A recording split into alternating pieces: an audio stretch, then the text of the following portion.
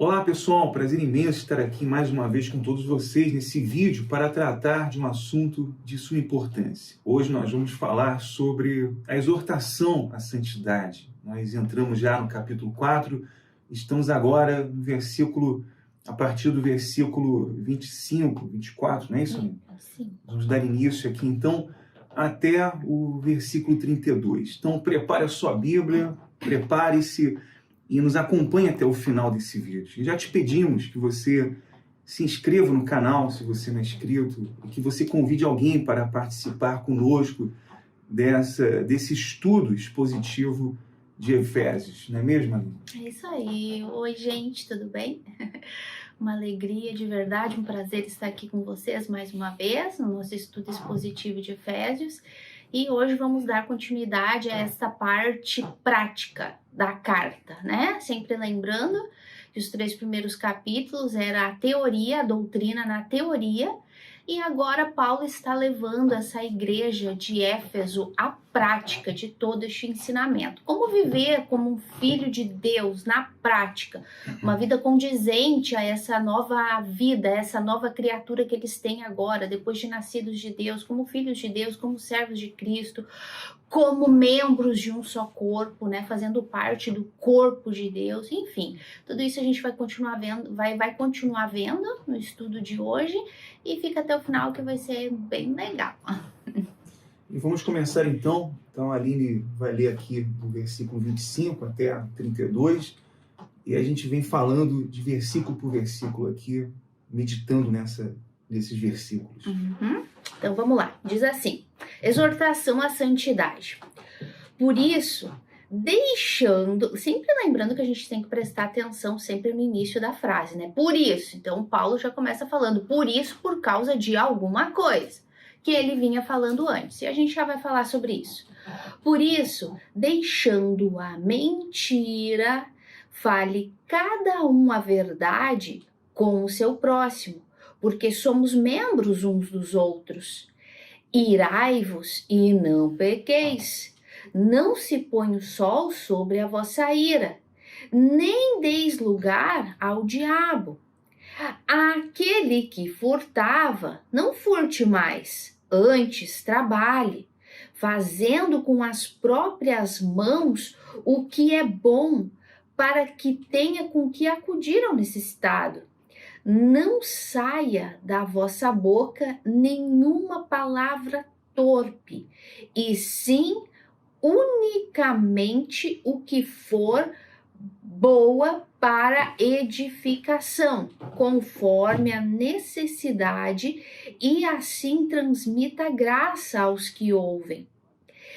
E não entristeçais o Espírito Santo, aquele versículozinho famoso aqui, né? No qual fostes selados para o dia da redenção.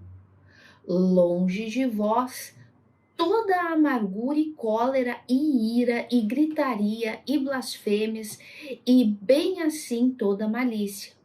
Antes, sedes uns para com os outros benignos, compassivos, perdoando-vos uns aos outros, como também Deus em Cristo Jesus vos perdoou.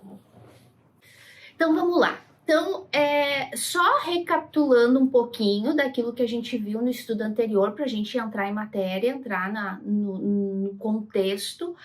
Paulo estava advertindo a igreja de Éfeso como era a conduta dos incrédulos, como viviam os filhos da ira e como nós também vivíamos antes de ser novas criaturas, de sermos filhos de Deus. Então, Paulo, no vídeo anterior, deu aí vários exemplos de como é a conduta, o comportamento de um incrédulo. E ele então vem com a advertência e diz assim: agora vocês que são filhos de Deus, nascidos de Deus, já não podem mais viver assim. Vocês agora têm que viver uma vida condizente, como vocês aprenderam a Cristo, como vocês aprenderam do próprio Senhor Jesus, o comportamento dele, a vida dele, a dignidade com que ele vivia, a verdade. que era o próprio Cristo, a verdade com o que ele ensinava, aquilo que ele falava, como ele ele transmitia o seu ensinamento, enfim. Então Paulo vem agora e diz, vocês têm que viver uma vida digna assim. Então, por isso, lembra que eu falei para vocês que a gente tem que sempre... e lembrando que ele disse que agora que somos novos homens, né, uma nova criatura, criados conforme Cristo, em retidão, procedentes da verdade.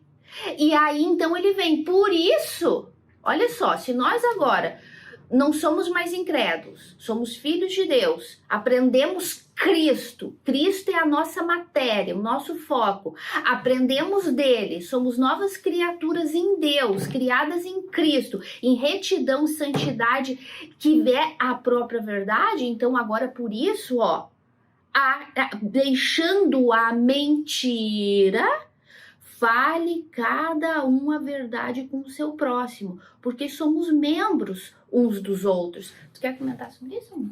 Às vezes é bom a gente esclarecer que mentir não é simplesmente você falar mentiras diretas, mas mentir inclui também exageros e informações fictícias acerca de alguma coisa que é verdadeira, sobre alguma coisa que é verdadeira.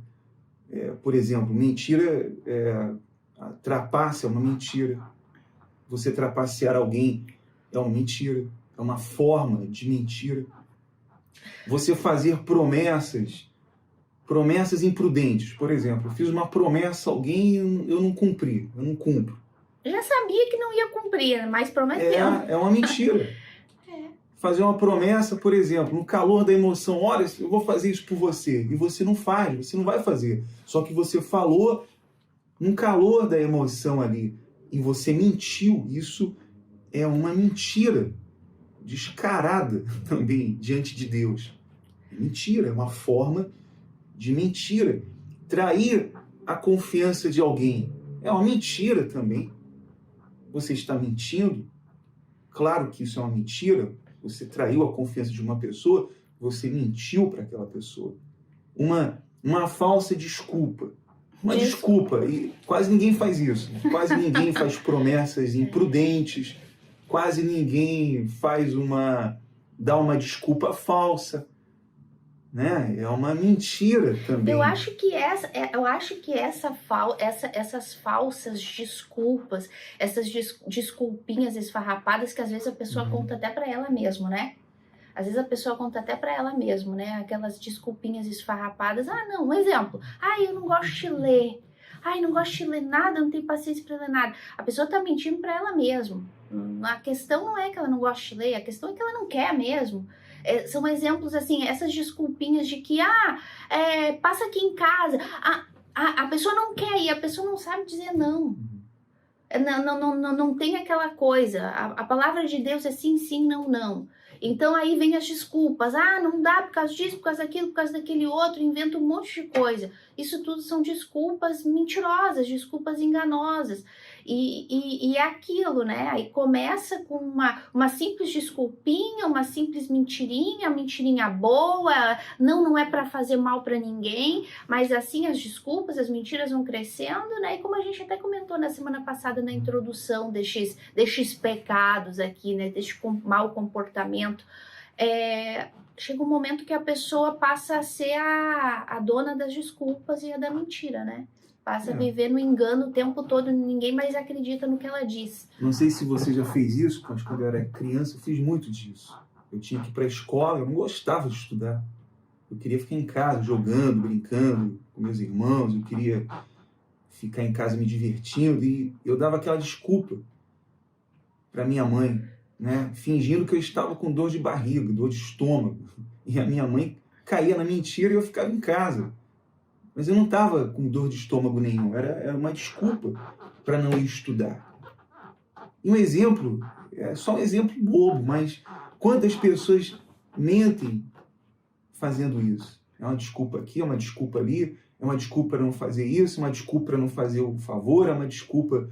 Sempre elas estão mentindo. Então, elas não estão, como eu falei no início, elas não estão usando mentiras diretas, mas elas estão isso são formas de mentira. Então, tudo isso são formas de mentira dos quais os cristãos não devem participar, o que Paulo está falando. Jamais um cristão deve participar destas formas de mentira, deixando a mentira. É assim, ó, que assim, é tudo muito sutil, às vezes os cristãos se pegam mentindo no trabalho, né? Aquela velho exemplo, mas é sempre bom falar. Ah, fulano tá te ligando, diz que eu não tô, diz que eu ligo mais tarde, tudo isso é mentira. Tudo isso é engano, tudo isso procede do pai da mentira, que é Satanás. Viu aqui o que está escrito no versículo anterior? Nós somos uma nova criatura, um novo homem criado em Deus, segundo Deus, em justiça e retidão procedentes da verdade.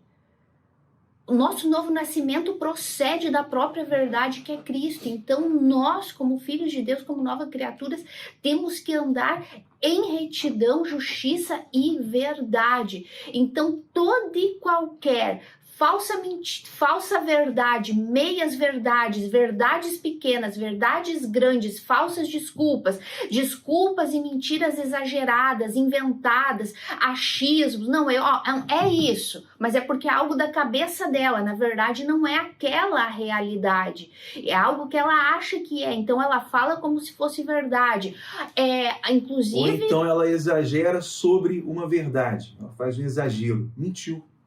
Ela mentiu. É uma mentira. Ela exagerou, já é uma mentira. Né? Exatamente. Então, tudo isso, se não provém da verdade, que é o próprio Senhor, então provém de quem? Do pai da mentira. Então, Paulo é muito claro. Quem mente, não minta mais. Deixa a mentira, deixa o engano. Né? Porque é muito fácil. Nossa, hoje em dia é muito fácil mentir. Virou normal para as pessoas. As crianças já nascem mentindo. Eu vi, essa semana eu recebi um videozinho que todo mundo rindo. E eu não vou dizer que eu também não ri. Mas ao mesmo tempo que eu ri, eu disse, olha só como são as coisas. Uma criancinha eu acho que de 1 ano e pouco, 2... pegou o celular da mãe e a mãe gritou, tu pegou meu celular? E ela, não. Aí a mãe viu que ela tinha pego, me dá aqui. Aí ela saiu correndo. O vídeo era engraçadinho, mas olha só, uma criança mentindo para a mãe. Provavelmente não tinha 2 anos.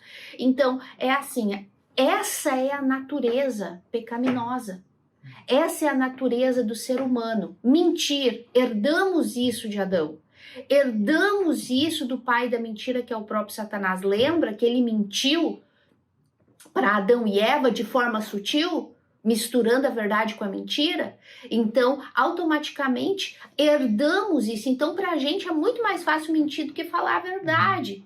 Então, isso é muito sério. Então, Paulo está dizendo, isso fazia parte da natureza de incredulidade de vocês. O incrédulo vive assim.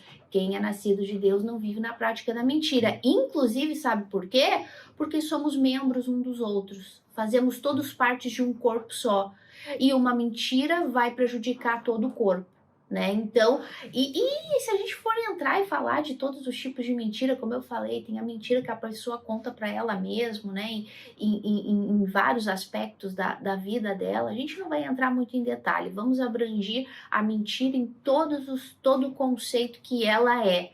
Algo pecaminoso. E aí diz assim... Agora vem aqui o calo no pé de da grande maioria, né? Isso aqui é forte. Agora vem aqui o calo, né? Irai-vos e não pequeis. Não se põe o sol sobre a vossa ira. Então, Paulo está dizendo, como o incrédulo se ira, e o incrédulo se ira de uma maneira pecaminosa ao ponto de cometer maiores atrocidades, como assassinato, como loucuras, né? Brigas, discussões terríveis no calor da ira, da raiva e de uma maneira pecaminosa, porque a diferença do ser humano para Deus, porque existe a ira, Deus também se ira, mas a diferença é que a ira de Deus é uma ira justa, ele se ira contra o pecado, ele se ira contra a injustiça, o que também um cristão pode ter, aliás, o cristão deve se irar contra a injustiça, contra aquilo que é errado, mas de uma maneira justa, de acordo com o entendimento de Deus. Mas não acontece isso com a gente. Ao contrário, o ser humano se ira de forma pecaminosa, com desejo de vingança, com desejo de provar que está certo, com desejo de entrar em uma discussão, de não levar desaforo para casa, enfim. A ira do ser humano é uma ira pecaminosa, né? Então, e eu acredito que quem aqui nunca se irou de uma maneira pecaminosa que atire a primeira pedra, né? E como as consequências são ruins, né? E aqui Paulo tá dizendo, irai-vos. Tu tem até esse direito de se irar contra determinada, poxa, sofreu uma injustiça, enfim, mas cuidado para isso não se tornar um laço para ti. Cuidado para isso não dar vazão para o diabo, não deixa, não vai dormir irado, resolve esse problema. Se é com uma pessoa, resolve o problema com a pessoa. Se não é o momento indicado, porque as duas estão estressadas, as duas estão ali no calor, e se forem resolver o problema, vai piorar, então calmos, porque não significa, não se põe o sol sobre a sua ira, é aquela coisa, às vezes a gente pensa, não vai dormir sem resolver aquele problema, mas não é nesse sentido de, não vai dormir sem resolver esse problema, claro, tu tem que resolver esse teu problema com Deus. Você não pode terminar o dia irado. Tu tem que resolver o teu problema com Deus. Agora, logicamente, isso não quer dizer que de repente a discussão foi com outra pessoa e naquele dia ali, se tu for conversar com aquela pessoa, tu entendeu que tu errou, tu resolveu o teu problema com Deus, meu Deus, me perdoa, eu vou resolver. Mas de repente aquela pessoa não tá pronta para isso ainda. Então, não significa que tu antes de dormir tu tem que resolver o problema com aquela pessoa antes não, tem que ver porque tem que ter o momento oportuno, né? Como Paulo fala aqui mesmo, tem que ter um momento oportuno para que não haja ainda mais confusão. Mas o que ele quer dizer nesse sentido aqui, espiritualmente falando, é que nós não podemos deixar isso por muito tempo. Não podemos deixar essa ira se tornar uma mágoa, um ressentimento, algo que vai prejudicar, em primeiro lugar, a nossa comunhão com Deus e a nossa comunhão como corpo de Cristo, né? Nós tivemos situações que a gente não pôde resolver o problema naquele dia, porque estávamos irados contra aquilo. A gente ia tomar decisões erradas, ia falar coisa que não deveria. Mas resolvemos aquilo com Deus, não fomos dormir irados. É isso que nós temos que fazer, nós não podemos deixar isso prolongar, se essa ira, ela se prolonga, então ela vai se tornar hostil, né? Tem gente que não se põe só o sol, se põe o sol, a lua, as estrelas, a galáxia inteira, né? Porque prolonga essa ira e acaba se tornando um pecado mesmo, um pecado destrutível, né? Porque onde não existe acordo, onde não existe conversa, onde não existe diálogo, onde não existe reconciliação, então ali vai dar o quê? Lugar para o diabo, como está escrito aqui. Paulo disse, não se põe o sol sobre a tua ira, nem deis lugar para o diabo. Porque o diabo tá ali como ladrão, como leão, né, ao redor, só querendo procurar uma oportunidade para nos acusar diante de Deus e para nos fazer sentir mal, para nos acusar diante de Deus, para acusar a gente mesmo, para criar situações, para criar picuinhas, para criar situações que daqui a pouco vão ser situações difíceis de resolver e até irreversíveis, né? Então, não deis lugar para o diabo, porque o diabo é esperto nisso, né? Em se apoderar dos sentimentos caídos do ser humano para criar monstros dentro da nossa mente e do nosso coração, que é o lugar perfeito para ele se entrar e criar estes monstros que vão fazer com que a gente cada vez se distancie mais de Deus. Isso para perda de salvação, e a gente está falando aqui com filhos, tá? Com pessoas regeneradas. Olha só como a gente tem que ter cuidado. O pecado está sempre ao redor, o pecado está sempre nos assediando. Então Paulo está dizendo, cuidado. Os filhos da ira vivem assim, os incrédulos vivem assim, irados a todo momento, sem paciência, brigando por tudo, discutindo por tudo, não aceitam levar desaforo para casa. Sempre querem ter razão. Quando brigam, não são humildes de pedir desculpa, de pedir perdão, querem resolver o problema. Então, do jeito deles, na força do braço, no achismo deles. Então, os filhos da ira vivem assim. Nós que somos de Deus não somos assim. Não podemos dar espaço para o diabo, para que ele crie uma confusão que mais tarde vai se tornar algo que não tem jeito, que não vai ter mais. E tem um versículo aqui, Romanos, capítulo 12, versículo 17 e versículo 21, que diz assim: não torneis a ninguém o mal por mal. Esforçai-vos por fazer o bem perante todos os homens. E o versículo 21 que diz: não te deixes vencer do mal, mas vence o mal com o bem. Quer dizer, caso essa ira se prolongue, a pessoa estaria violando essa instrução de Romanos. Por isso que nós não podemos deixar que a ira permaneça. Então é normal. Qual o marido, a esposa que às vezes não se ira com o cônjuge? Né? Às vezes a esposa sente raiva do marido. Quantas vezes a Aline já não passou raiva comigo? Quantas vezes eu não passei raiva com ela? E de repente você diga, mas eu estou passando raiva com meu marido. Só que você não pode, é normal você passar raiva com ele, mas não é normal você prolongar essa ira e violar essa instrução do próprio Deus por meio do apóstolo Paulo. E não, amor, e sabe, agora que há pouco que tu comentou, né, da ira que é justa, né, que é a ira de Deus, que é uma ira justa, muitas vezes, às vezes as pessoas olham pra gente, porque às vezes a gente fala assim, principalmente quando a gente fala muito do falso evangelho, de falsos profetas, as pessoas às vezes podem pensar que a gente fala com ira contra as pessoas, e é verdade, a gente fala mesmo com ira, mas é com uma ira justa. E a gente sempre vai falar por quê? Porque é um dever nosso, é uma responsabilidade.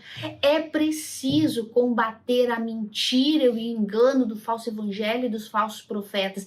Filho de Deus ama o que Deus ama, e filho de Deus tem ódio daquilo que Deus tem ódio, se ira contra aquilo que Deus se ira. E a pergunta é, vocês acham que Deus não está irado do céu contra os falsos evangélicos, contra os falsos profetas que usam de mentira para enganar as pessoas?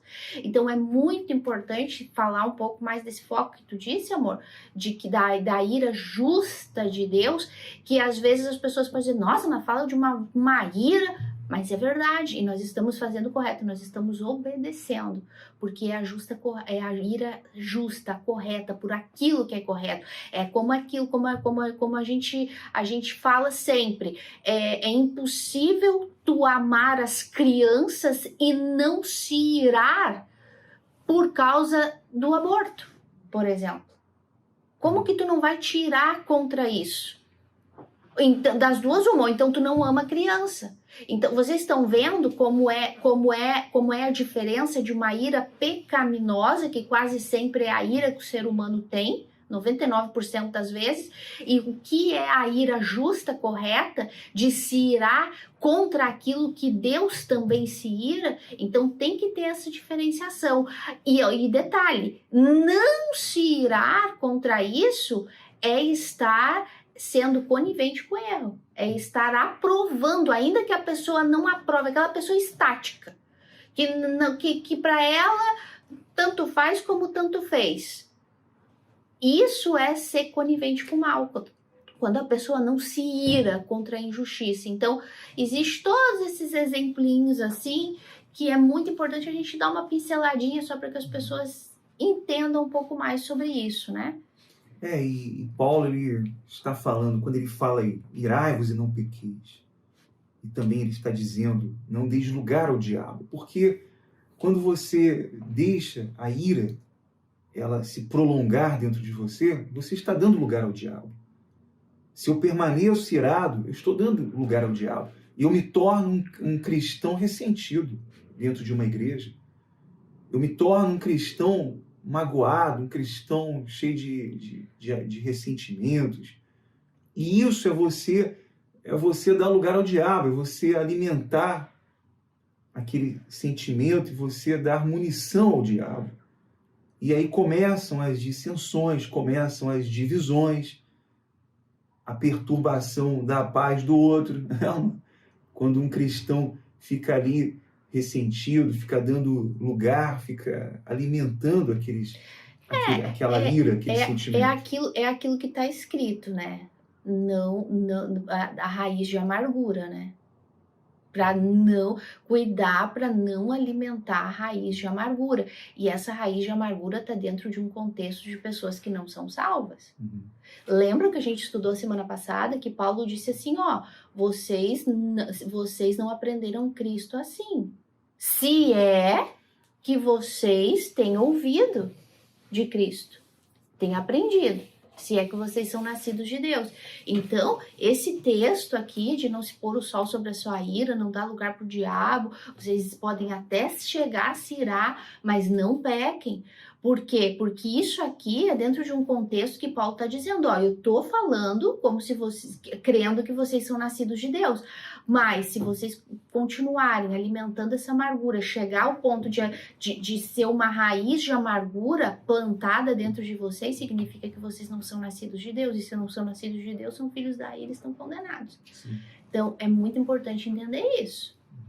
Filho de Deus, como a gente falou, tanto da mentira como da ira, filho de Deus se arrepende. Filho de Deus se sente constrangido. O Espírito de Deus que está dentro dele constrange ele. Que ele está errado, que o comportamento dele está errado, que a atitude dele está errada, dele está errado. E aí, então, ela se arrepende e se conserta e se reconcilia com Deus. Isso é prova de um nascido de Deus. Agora, se vai prolongando, se essa raiz de amargura está plantada ali e ela fala, não vou cortar, porque ele é o errado, ela errou primeiro, ela que tem que pedir perdão, sabe? Pronto, tá enfincada ali aquela raiz, não tem jeito. Sim. E agora ele diz assim, aquele que furtava, não furte mais. Antes trabalhe fazendo com as próprias mãos o que é bom, para que tenha com que acudir ao necessitado. Então, aqui é bem claro, né? Qualquer tipo de furto é pecado, né? Qualquer tipo de furto. Eu não sei o que nós poderíamos falar sobre esse furto aqui. Quais são as formas literalmente, né? Roubo, acho que é uma das... Aquilo, até comentei semana passada, né? Desde do roubinho de uma simples caneta até assaltar um banco. Uma vez alguém me falou assim, olha, eu nunca roubei não, mas já peguei na prateleira lá do mercado um ovinho da Páscoa, pequenininho. É roubo, é furto. Né? Todo tipo de furto é pecado. Não, e tu vê que hoje em dia, agora tu falou isso do ovinho, né? Me fez lembrar de uma vez que a gente vê, né? Principalmente no nosso país que a gente vive, né? O país da roubalheira, né? Mas para ver como para as pessoas é tão comum isso, que uma vez, isso é uma história antiga, que uma vez uma mulher, não foi uma mulher ou um pai, que foi preso porque roubou um shampoo no mercado. Pergunta, a roubalheira dos corruptos, o governo corrupto que a gente tem que rouba, é roubo? É. Pergunta, roubar um shampoo no supermercado que não é teu é roubo? É o mesmo roubo. Só que vê como o ser humano é tão caído, né? É tão caído no sentido e sentimental. Ah, tadinho, roubou porque não tinha um shampoo. Ou então roubou para dar comida para os filhos, sabe? Ai, meu Deus do céu, gente. O ser humano é terrível. Coração corrupto, pecado engana a gente. Gente, o roubo é igual, não importa que uns é para alimentar os filhos ou o outro é para alimentar o seu prazer, o seu ego, o seu poder. O roubo é igual. O roubo é igual diante de Deus.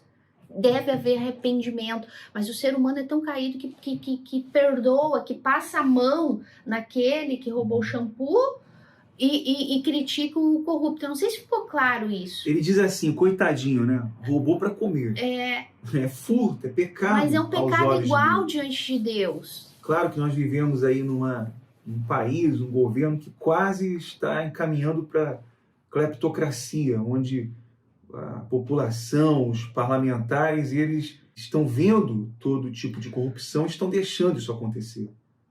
Mas todo e qualquer tipo de furto é pecado. Por isso que Paulo é bem direto aqui. O que furtava, não furte mais. Você deve viver de forma digna, você deve trabalhar e produzir de forma digna as coisas. E não só isso, mas ele diz também para que tenha com que acudir ao necessitado. Então, não é só eu trabalhar dignamente. O cristão, ele não pensa só em si. Ele se esforça para ajudar o próximo. Ele se esforça ao máximo para acudir ao necessitado. Veja isso, né? Porque às vezes a pessoa, não, eu não estou roubando. Eu sou direitinho, eu estou vivendo uma vida direitinha, nunca roubei, não roubo, não furto. Pois é, mas você está se esforçando para ajudar o necessitado? Gostaria ainda de falar de um outro tipo de roubo, de um outro tipo de furto, porque aqui a gente está falando de coisas materiais. A gente está falando de coisas materiais. É o roubo do governo, é um roubo de dinheiro, é o roubo de uma caneta, é um roubo de cargo. Tem pessoas que roubam cargo de emprego no trabalho de outra, que criam tramóias, coisa para se apoderar do cargo de outra, que era de direito de outra. Isso é um tipo de roubo. Mas ainda assim são coisas materiais. Mas eu quero falar do pior roubo que existe. Do pior roubo, do pior furto que existe. Que isso faz com que pessoas sejam condenadas ao inferno. Aqui, ó, o furto da verdade, da palavra de Deus. Quando as pessoas, lembra que está escrito?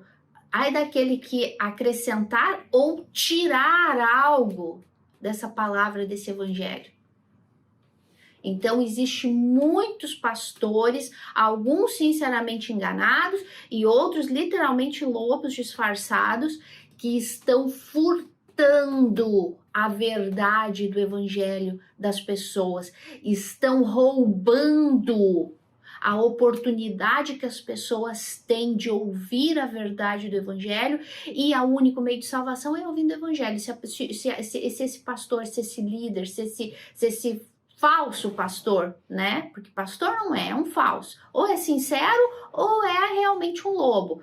Ele não prega a verdade, ele furta as palavras da verdade. Como essa pessoa vai conhecer a Cristo? Como essa pessoa vai conhecer o evangelho que pode salvar ela? Então esse para mim é o pior roubo que pode ter. Todo roubo é pecado diante de Deus, mas para mim o pior roubo é aquele que nega, que impede as pessoas de ouvirem a verdade do evangelho, que é o único meio de salvação. Porque isso aqui, repito, os outros roubos são físicos, esse aqui é espiritual. Esse aqui impossibilita a pessoa de ouvir a verdade para ser alcançada pelo poder de Deus para um novo nascimento. Então, para mim, é o pior furto que pode existir. E é o que mais existe, né? É o que os falsos mestres sempre fizeram isso, os falsos profetas. Eles sempre adulteraram a palavra. Eles roubam das pessoas o direito de conhecer a verdade, o direito de conhecer a verdade que vai salvar. E isso será condenação para eles, porque eles roubaram das pessoas esse direito de conhecer a verdade, de ouvir a verdade, porque eles deturparam. Essa também era a ira dos apóstolos e é a nossa ira. Voltando aqui no assunto da ira, é a ira contra a injustiça, porque isso é uma injustiça, é um roubo, isso é um furto dos piores, como a Aline falou agora. E nós não podemos admitir isso. Nós temos que denunciar aqueles que furtam esse direito das pessoas de conhecer a verdade, que ficam por aí com sensacionalismo, com mentiras, com enganos, né, com palavras falsas, mentirosas. Quer dizer, entra tudo aqui, ó. A mentira, entra o furto, entra tudo o que Paulo está falando aqui. Tudo, exatamente. Misturando mentiras com meias verdades com mentiras, iludindo as pessoas, né? Eu conversava contigo essa semana, né? Que como é assim muito sutil, porque aparentemente tu vai numa seita, numa falsa instituição, eles não te ensinam coisas más, eles não te ensinam a roubar. Eles são coaches motivacionais, eles ensinam como você se alimentar, como você ter um casamento bom, como você se relacionar, eles ensinam essas coisas. Você obedecer a Deus, ser um bom marido, ser uma boa esposa, ensina coisas boas. Mas só que o detalhe é que as pessoas estão tão cegas espiritualmente que elas não entendem que essas coisas boas que eles estão ensinando é obrigação de todo mundo. Todo mundo deve ser um bom marido, uma boa esposa, um bom filho, um bom funcionário, se alimentar bem. Todo mundo tem que ser. A verdade, Aline, é que no falso evangelho... Mas a verdade não é pregada. Os falsos mestres, eles precisam de um marketing. Né? Eles precisam... Por exemplo, o diabo, ele é o mestre no disfarce. O Senhor Jesus fala lá que a porta que conduz à vida é estreita, mas a porta que conduz à perdição, ela é larga. Só que na porta estreita está escrito o céu, o reino de Deus. Só que na porta larga também está escrito o céu. Também está escrito o reino de Deus. Só que é falsa, só que é larga. E somente aqueles que são eleitos de Deus sabem distinguir isso. Mas os que não são, não sabem. Está lá na porta também a mentira. Está lá, reino de Deus, o céu. E a mesma coisa nessas igrejas falsas, porque esses falsos mestres colocam lá nas suas portas das suas igrejas o reino de Deus. Jesus Cristo é o Senhor. Exato, exato. E nomes e fachadas que ressaltam aos olhos das pessoas, porque elas querem isso, elas querem uma porta que conduz à vida, só que é a porta mentirosa, a porta falsa. Então, o falso evangelho usa isso. E aí entra isso que você falou, eles estão furtando dessa multidão o direito de conhecer a verdade que salva, a verdade que redime, a verdade que justifica o pecador.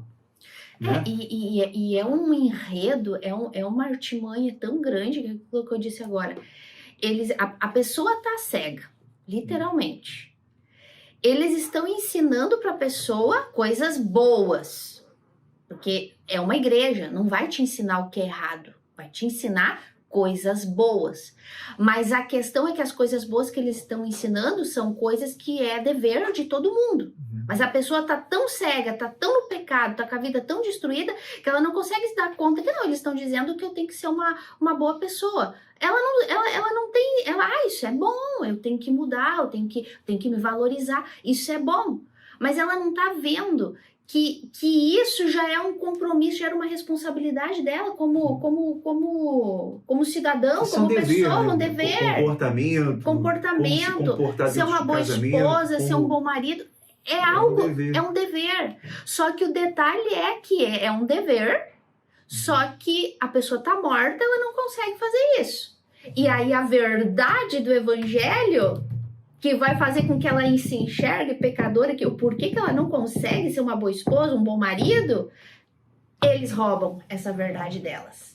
E sabe por que eles roubam essa verdade de vocês, a verdade do evangelho que vai salvar? Por quê? Porque não convém para eles te ensinar isso. É que, por exemplo, convém neles colocar a confiança dela na fé. Para quê? Para ela poder fazer alguma coisa em favor. O diabo sempre usa a mesma estratégia. Sempre foi assim, sempre será assim. Ele vem com coisas boas e de repente ele vem e introduz a mentira. E aí a pessoa fica com a mesma cara que Eva ficou diante daquela tentação, daquela mentira de Satanás. Iludida, fica fascinada por aquilo e abraça aquilo. E abraça a morte, né? Porque é isso que o falso evangelho faz. Ele atrai a pessoa com essas falsas promessas, com essas ilusões, mas de forma sutil, né? Então a gente vai entrar agora no versículo 29, né? E diz assim, esse aqui também é muito forte. Não saia da vossa boca nenhuma palavra torpe, e sim unicamente o que for boa para a edificação, conforme a necessidade, e assim transmita a graça aos que ouvem. Não saia nenhuma palavra torpe da vossa boca. Tu quer falar ou eu posso falar, amor, sobre isso? Essa palavra torpe, ela traduzida no grego, ela significa uma coisa podre, uma coisa estragada, como uma fruta estragada ou machucada, né? Então, quantas pessoas que só sabem falar esse tipo de coisa, palavras torpes.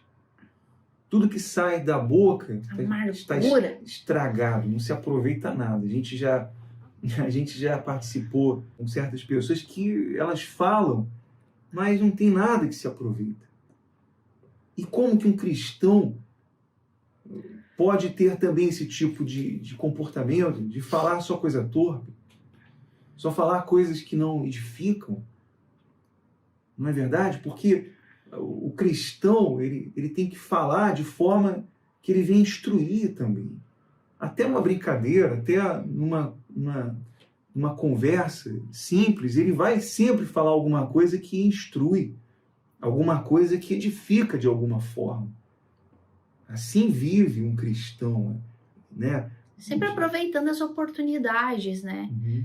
Filho de Deus, cristão de verdade, tudo que fala, porque filho de Deus vive para a glória de Deus.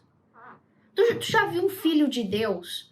Tu já viu um filho de Deus que vive para a glória de Deus, falando besteira, falando palavrão, falando palavras amaldiçoando alguém? Tu já viu o filho de Deus que vive para a glória de Deus, que a intenção do coração dele é salvar, ficar com piadinha, brincadeirinha, palavra maliciosa, palavra de duplo sentido, aquela palavra que tu fala, aquela brincadeira idiota que eu não suporto, aquelas pessoas que tu chega perto e tudo que ela fala tem doble sentido, que faz até tu ficar constrangido. Pois é disso aqui que tá falando, palavras torpes. Filho de Deus que vive para a glória de Deus não vive assim, com essas brincadeirinha idiota, brincadeirinha estúpida, brincadeirinha maliciosa, brincadeirinha que não vai edificar em nada, ao contrário, vai deixar a pessoa constrangida, vai dar um mau exemplo, um mau testemunho.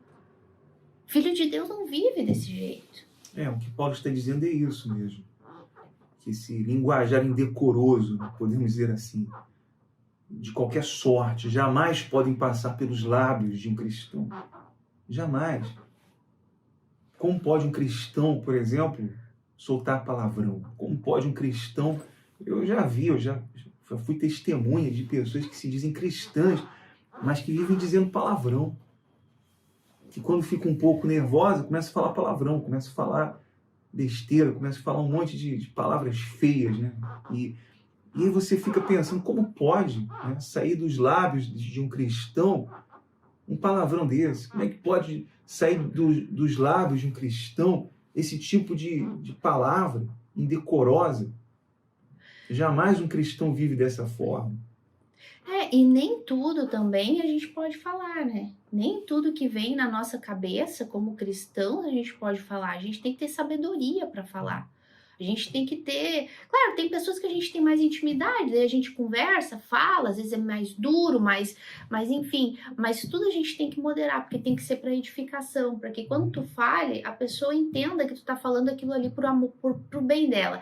E embora também é uma espada de dois gumes. Por quê? Porque se a pessoa também tá com o coração endurecido, é bom falar isso, né? A gente aqui fala a realidade. Às vezes a pessoa tá com o coração tão endurecido, cheia de achismos, achando que tá certo, tudo que tu fala para ela é um ataque.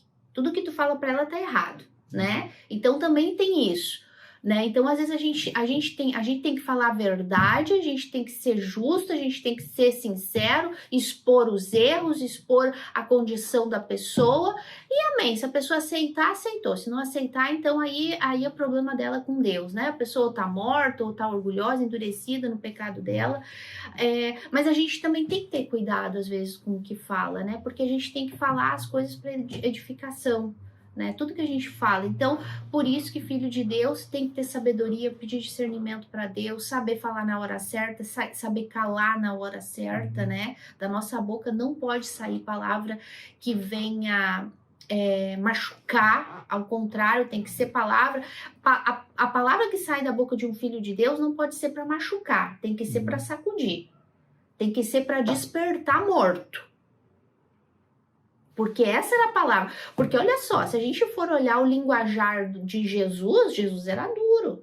Mas o linguajar dele é aquilo, a palavra que saía da boca dele ou era para a vida ou era para a morte. O linguajar de um filho de Deus tem que ser isso, a palavra tem que sair, não volta vazia. Ou sai para dar vida ou sai para gerar morte. Jesus, tu vê que não era delicado. E ele sabia com que ele falava. Mas era com amor no sentido da intenção. Com quem ele estava falando e como ele deveria falar. Com o jovem rico ele falou de uma forma. Com Nicodemos ele falou de outra forma, também dura, mas de uma forma diferente, como ele falou com o jovem rico. Com os escribas, com os fariseus de outra maneira, dura, né? Não, e com Pedro. E com Pedro, olha Sim. como ele falou com Pedro, arreda-te, Satanás. Mas jamais saiu da boca dele palavra torpe, palavra que não edificava. Até nas suas exortações, ele estava edificando, ele estava instruindo, exortando aquelas pessoas. Porque é o seguinte, amor, tudo é a intenção. Tudo é a intenção. Quando Jesus era duro, quando Paulo chamou os Gálatas de imbecis, né? Ó, Gálatas insensatos, no original é imbecis. Paulo estava chamando ele de imbecis de forma pecaminosa, com uma ira, com raiva, porque queria ver eles mortos, fulminados e vão para o inferno mesmo? Não, ele estava falando daquela maneira por amor. A intenção de trás daquela palavra era o amor pela alma deles. A mesma coisa de Jesus, quando Jesus chamou Pedro, arreda-te, Satanás, era a intenção de despertar Pedro. Então tudo é a intenção, né, que está dentro do coração. Qual é a intenção de uma pessoa falar uma palavra com doble sentido? Qual é a intenção de o que a pessoa tem dentro quando ela vai lá e fala uma palavrinha que faz a outra pessoa ainda faz aquele arzinho? O que tem dentro da pessoa que está falando isso? Podridão. Não existe algo dentro da pessoa de querer o bem da outra. Na verdade, não tem um duplo sentido. É um sentido é o só. Que ela quer, o que ela quer transmitir. O que ela quer realmente falar. Né? Aí ele diz aí também, nesse mesmo versículo, esse ponto aí, boa para edificação, conforme a necessidade, né? Quer dizer, conforme a nossa necessidade. Existe um padrão também lá em Lucas, capítulo 4, e o versículo 22, que diz assim: todos lhe davam testemunho e se maravilhavam das palavras de graça que lhe saíam dos lábios e perguntavam: não é este o filho de José? Olha só. Olha como deve ser. Esse é o padrão, como o Senhor Jesus ele falava. Porque ali nós fomos salvos pela graça. E nós somos mantidos pela graça de Deus.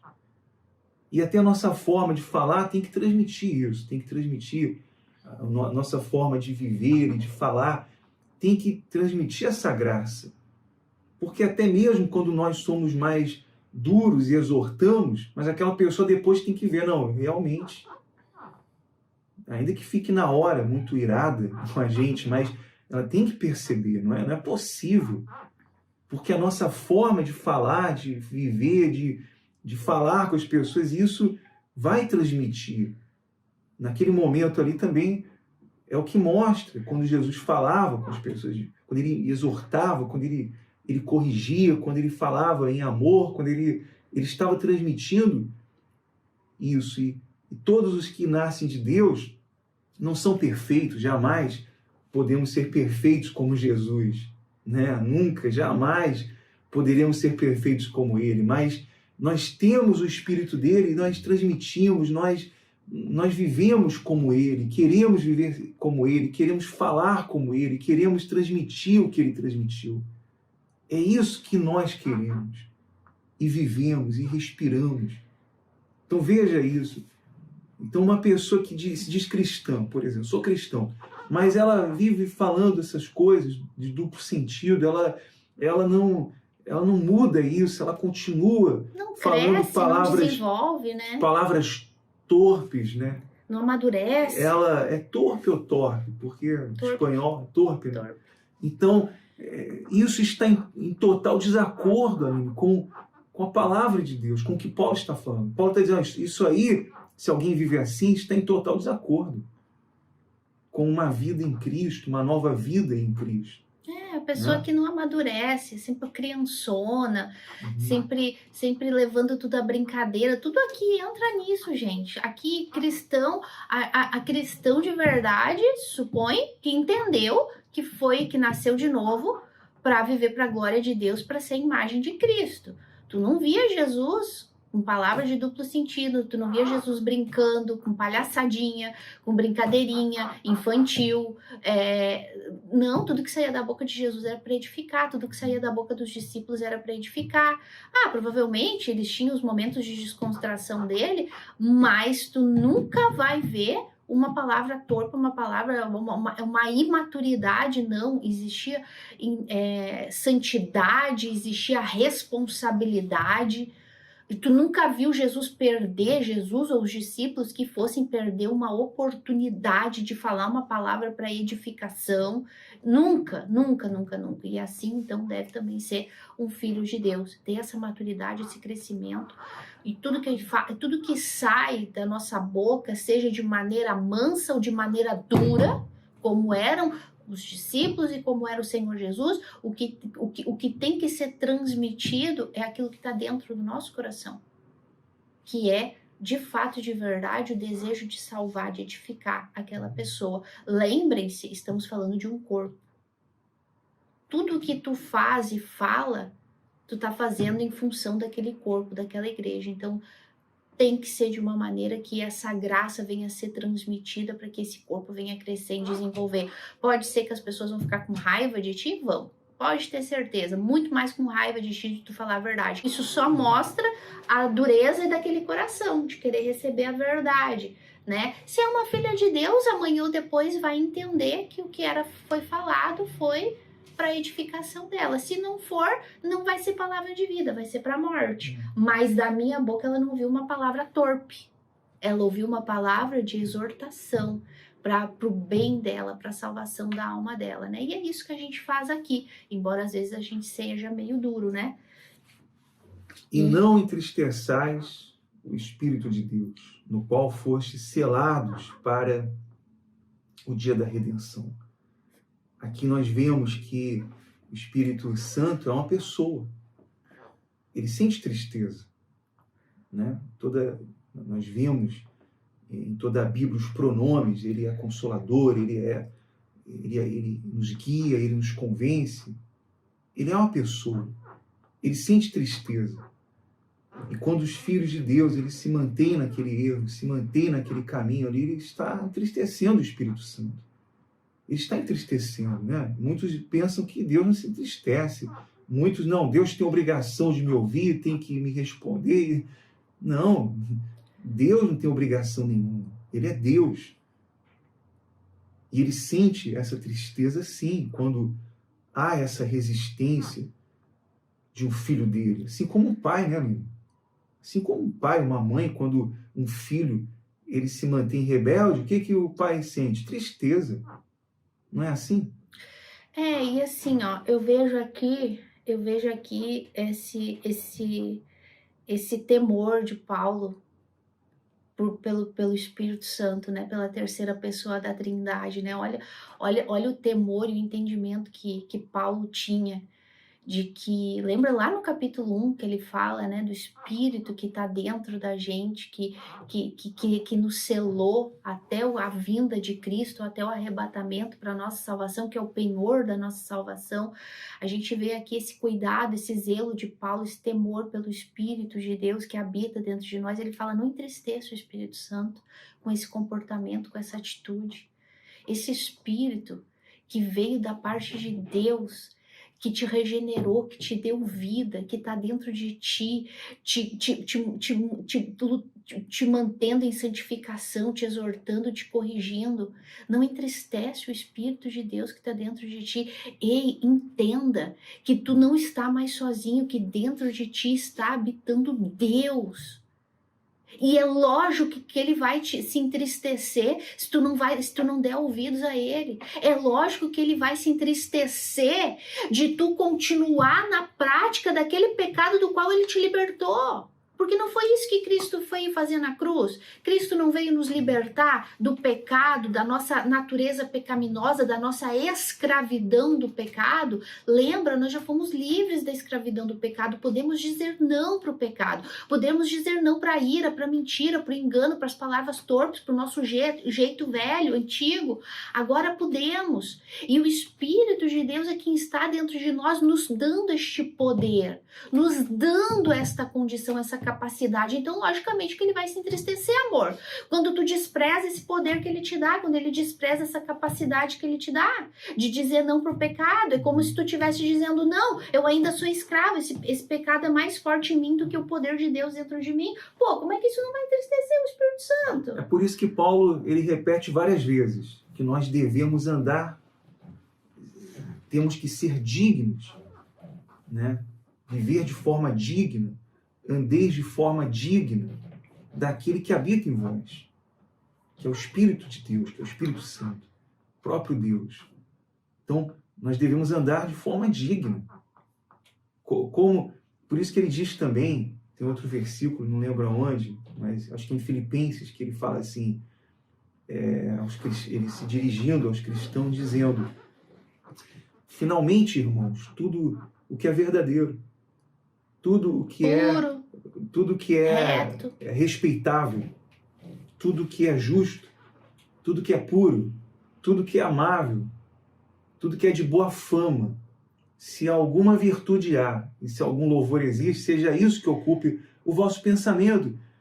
Por quê? Porque Deus está ali 24 horas vendo o meu pensamento. Então eu não tenho como evitar que entre os pensamentos, mas eu posso descartá-los naquele momento. Dizer, não, isso aqui não é digno, isso aqui não. Quem habita em mim? Deus, Espírito Santo, isso não pode estar em mim. Esse pensamento não é digno. Esse tipo de pensamento não é certo. Veja que até esses pensamentos ele fala. Várias vezes ele fala, pensar nas coisas lá do alto, não nas coisas aqui que são terrenas. Então, você veja que por conta dele viver em mim, habitar em mim, cada passo que eu dou, cada pensamento, cada palavra, cada atitude, se eu dei um vacilo, meu Deus, eu vacilei, perdoa, meu Deus, eu errei, porque ele está vendo, ele está dentro de nós. E assim, ó, agora eu quero dar assim, falar um pouquinho, um testemunho pessoal meu, que quem me conhece sabe, o Anderson principalmente, que como é, porque fala que a gente tem que viver no Espírito, né? Viver para a glória de Deus, viver no Espírito. Então, porque tu falou desse texto, né? Tudo que pense, né? Seja puro, seja santo.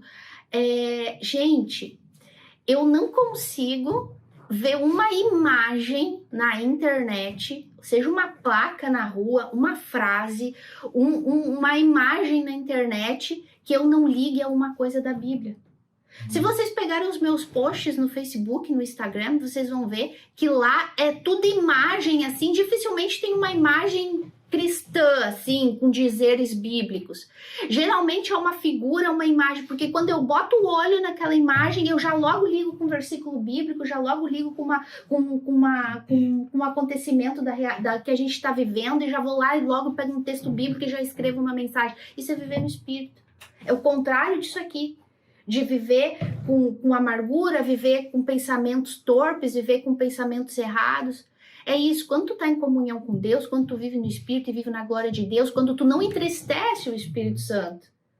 Tudo que tu vê com pureza, com santidade, até uma imagenzinha que tu vê lá, isso aqui combina com aquele texto bíblico, vou escrever esse texto.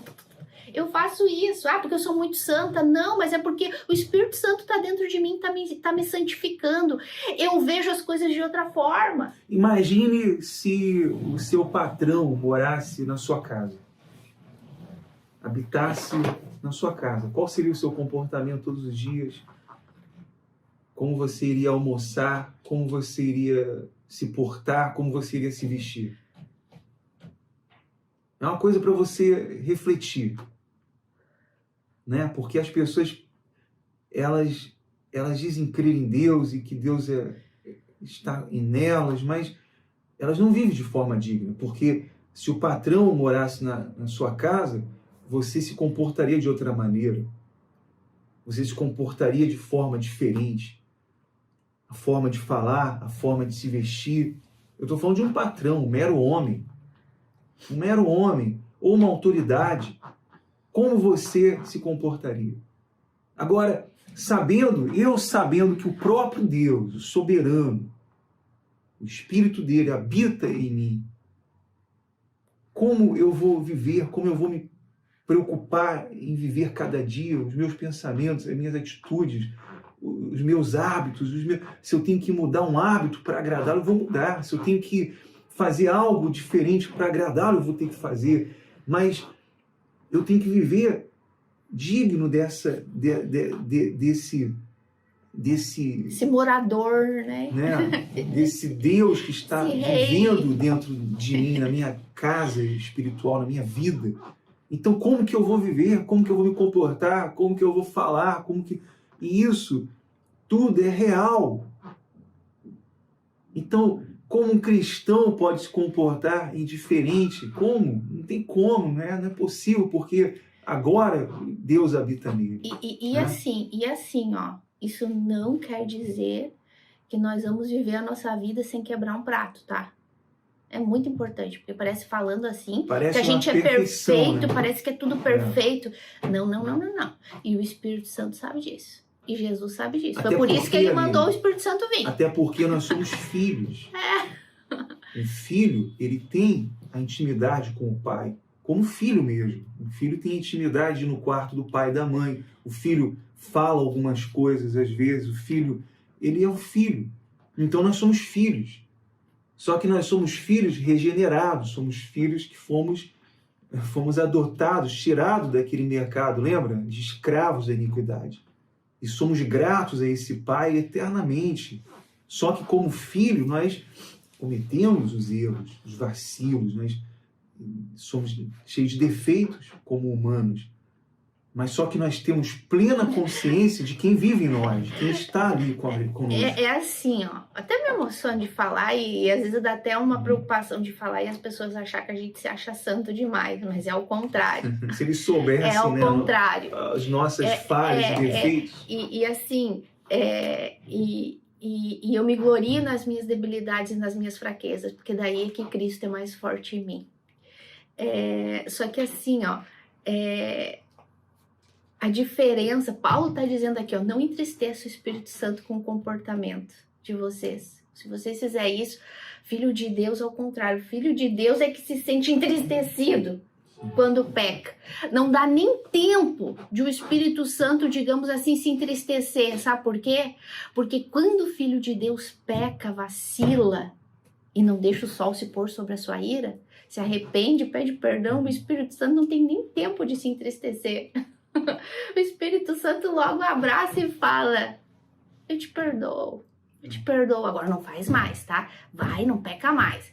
É ao contrário. Ai, gente, a comunhão com Deus é algo que realmente eu luto todos os dias por ela, mas é algo que eu desfruto e é algo que eu desejo. É algo que eu desejo com todo o meu coração para as pessoas. Outro dia, vai ficar meio longo, mas eu vou dar. Outro dia eu me senti tão entristecida porque eu fui falar para uma pessoa: tudo que eu quero é que tu tenha comunhão com Deus. Sabe o que ela me disse?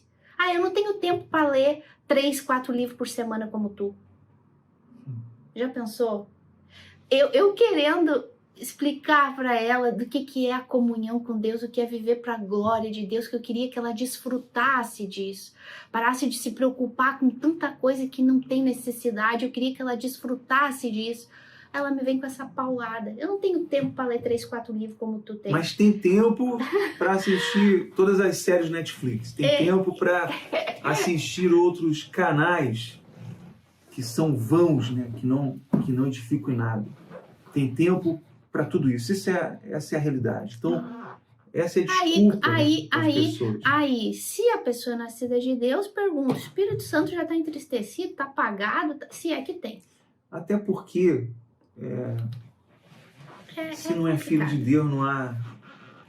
É indiferente. Não tem espírito para apagar e para entristecer, né? Agora, nós que somos cristãos, é o que Paulo continua dizendo, e longe de vós toda amargura, e cólera, e ira, e gritaria, e blasfêmias, e bem assim toda a malícia. Então você veja que essa amargura que Paulo está falando aqui, ela reflete naquele sentimento de, por exemplo, você não vê uma amargura, uma pessoa amargada, você pode perceber nos olhos, mas está ali escondido, está encoberto, você não vê. E quantos são aqueles que estão ali amargurados, né? Encobertos, guardando aquela amargura, guardando aquele sentimento de amargura, né? E também ele fala da cólera, que tem a relação com uma raiva.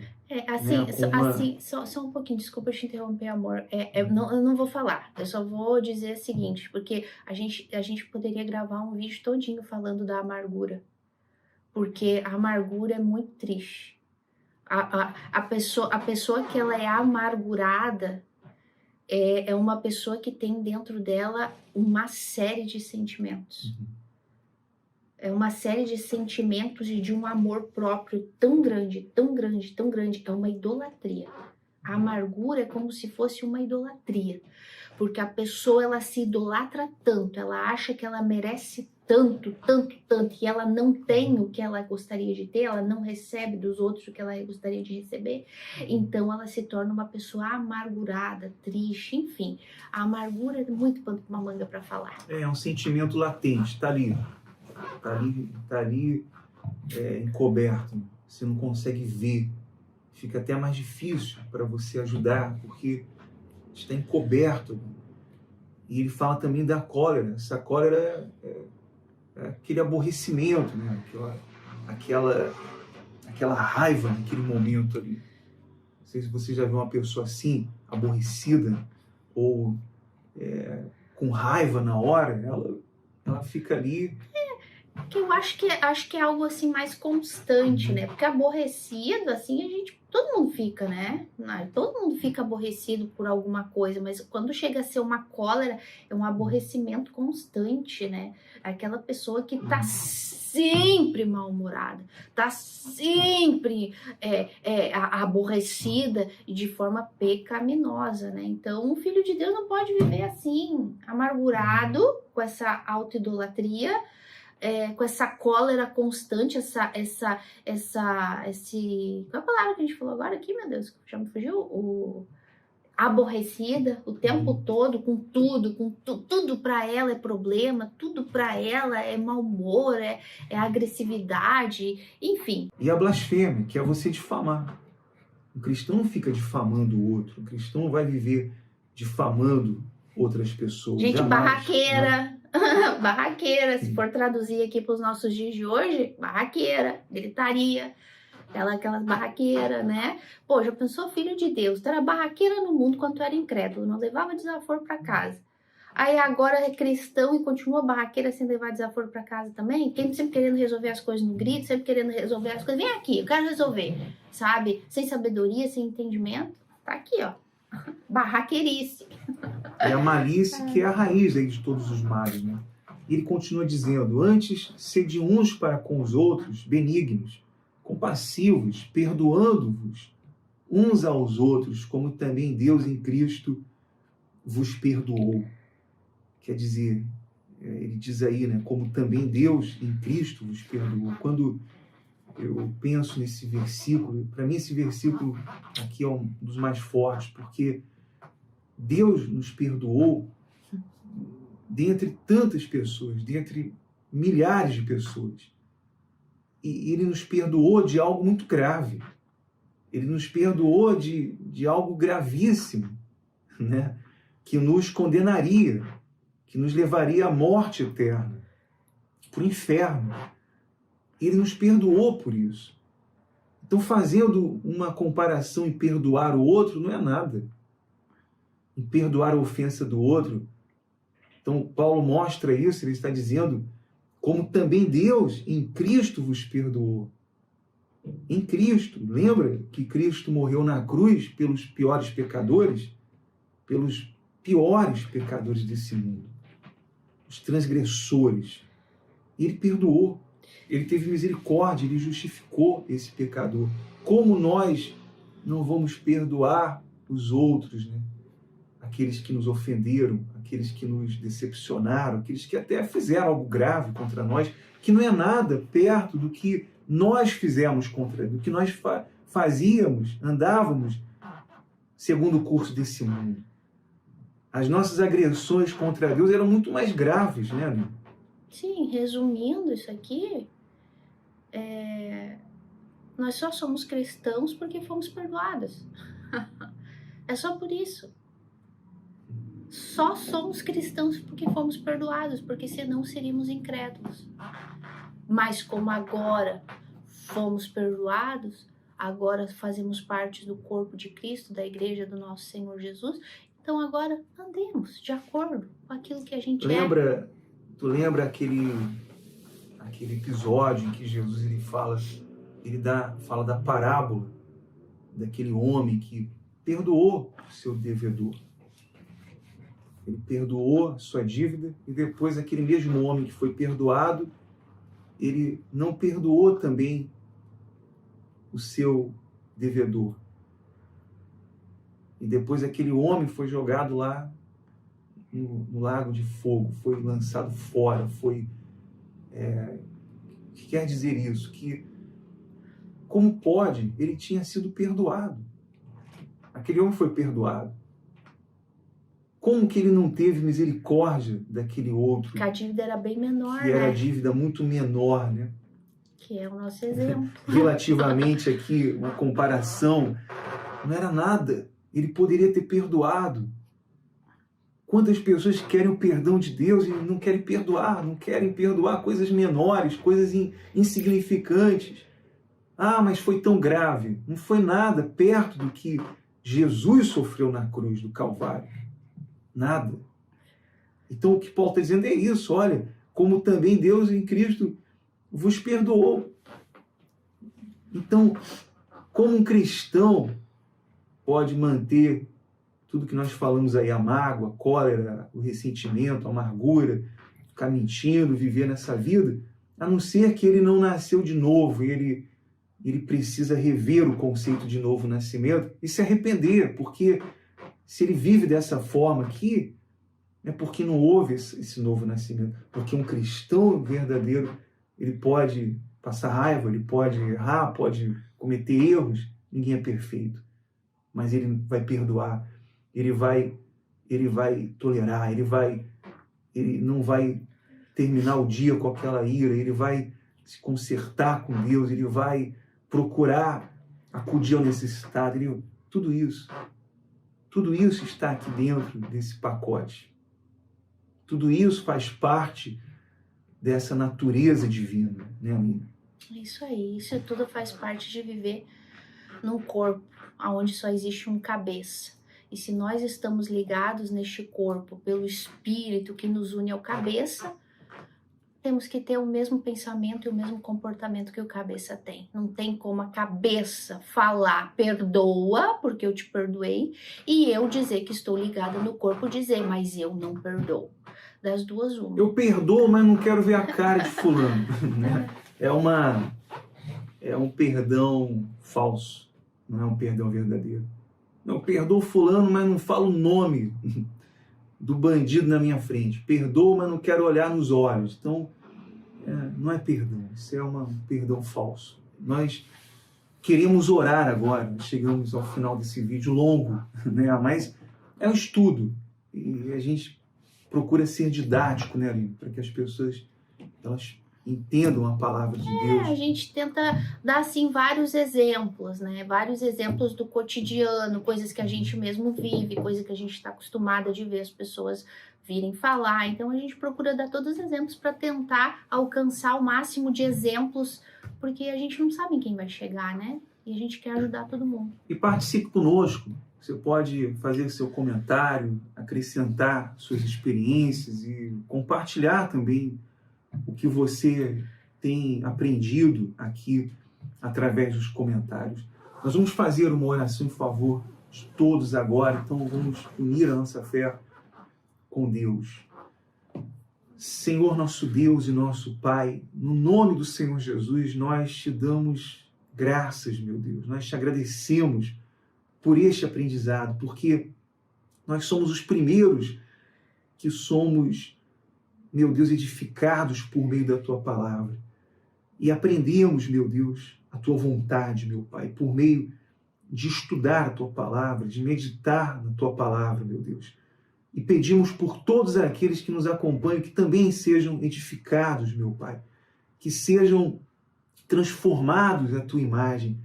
Ó meu Deus, que a Tua misericórdia chegue a todos, aqueles que ainda não foram regenerados, que não nasceram de novo, aqueles que se encontram perdidos nesse mundo, sem esperança, sem Deus. Meu Deus, que a Tua mão chegue a todos agora, onde essa pessoa estiver, meu Pai. Que a Tua mão chegue até ela, porque ninguém está fora do Teu alcance, desde um pecador miserável, desde aqueles que estão doentes, enfermos, até aqueles que estão, meu Deus, em uma posição maior. Não existe ninguém, meu Deus, que seja diferente aos Teus olhos. Então que a Tua mão agora toque essa pessoa e que ela seja convencida do seu erro, do seu pecado, e que a Tua palavra venha convencê-las, meu Pai. No nome do Senhor Jesus Cristo. Amém. E graças a Deus. Amém. Foi um prazer imenso estar aqui até agora com todos vocês. Obrigado por estarem conosco até esse momento. E não deixe de se inscrever no canal, de dar o seu like, de fazer o seu comentário. Que Deus abençoe a todos e até o nosso próximo encontro. Tchau, gente.